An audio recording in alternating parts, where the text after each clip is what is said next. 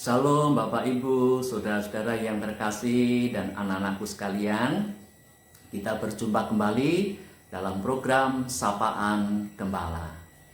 Hari ini, Kamis 2 April 2020, kita akan belajar tentang komunikasi yang efektif. Adapun dasar firman terambil dari Injil Yohanes 8 ayat 51 sampai dengan 59.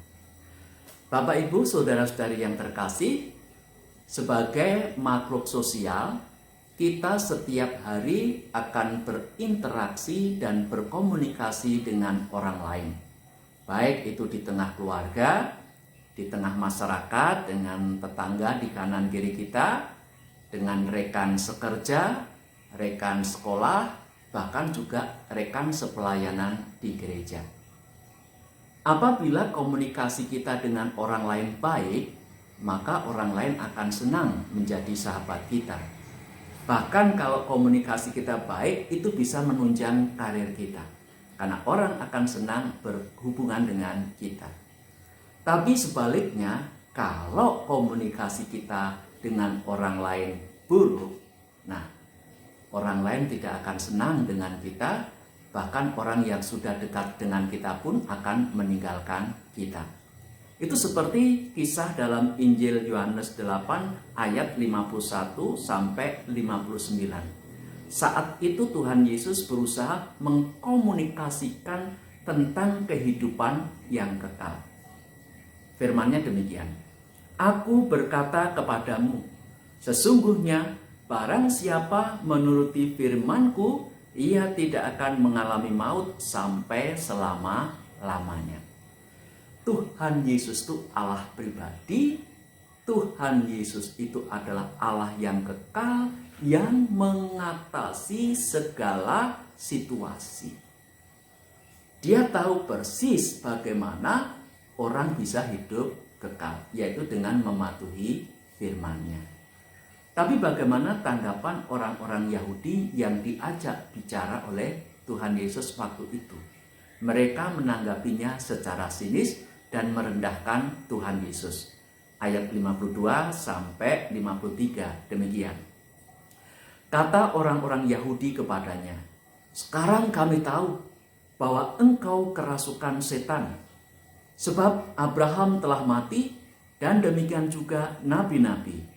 Namun engkau berkata, barang siapa menuruti firman-Ku, ia tidak akan mengalami maut sampai selama-lamanya. Adakah engkau lebih besar daripada bapa kita Abraham yang telah mati? Nabi-nabi pun telah mati.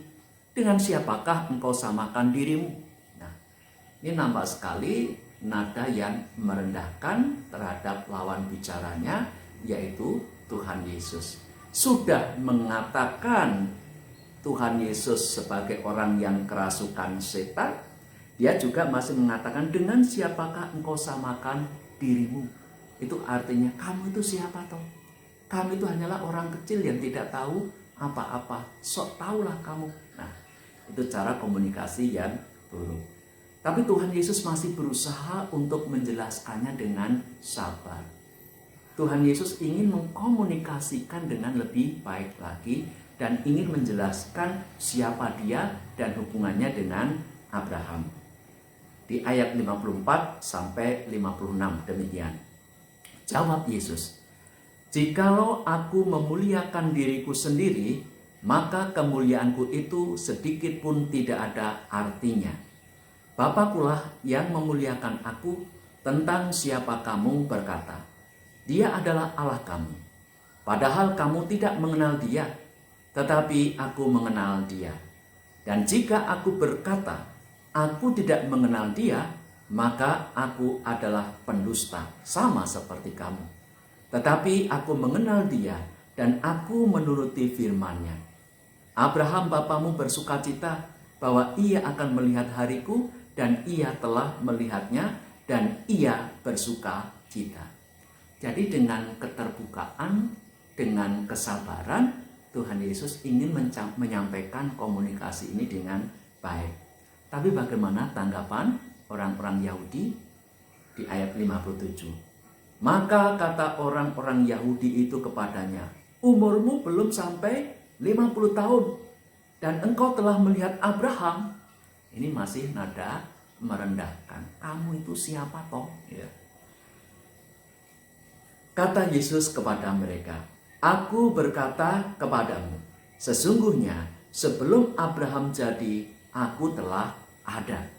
Ini Tuhan Yesus itu ingin menjelaskan siapa dirinya. Kemarin istri saya juga bertanya tentang hal ini. Apa sih maksudnya dengan perkataan Tuhan Yesus, sesungguhnya sebelum Abraham jadi, aku telah ada. Maka saya balik bertanya, menurut kamu Tuhan Yesus itu Allah bukan?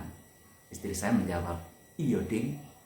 Nah, ini cara menjelaskan kepada orang yang sudah paham tentang siapa Tuhan Yesus gampang. Karena orang yang sudah paham dengan Tuhan Yesus, dia akan tahu bahwa dia adalah Allah.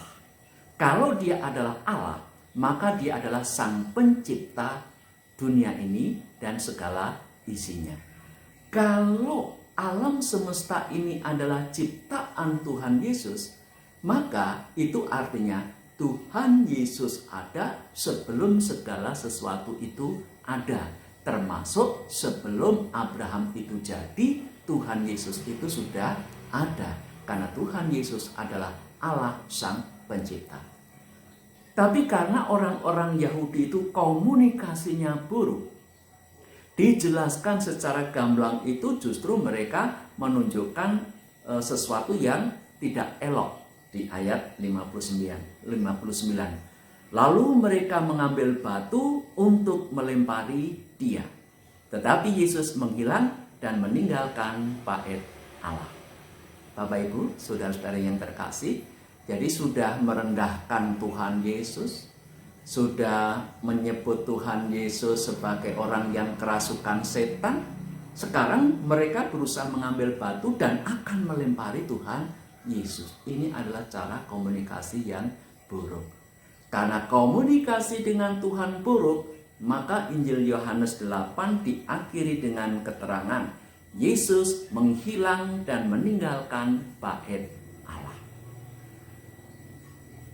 Inilah Bapak Ibu yang ingin saya sampaikan. Sebenarnya kalau komunikasi kita dengan Tuhan baik, sama dengan kalau kita komunikasi dengan orang lain itu baik, maka orang lain akan senang berkomunikasi dengan kita, bersahabat dengan kita, berbisnis dengan kita, yang bisa mendatangkan keuntungan bersama.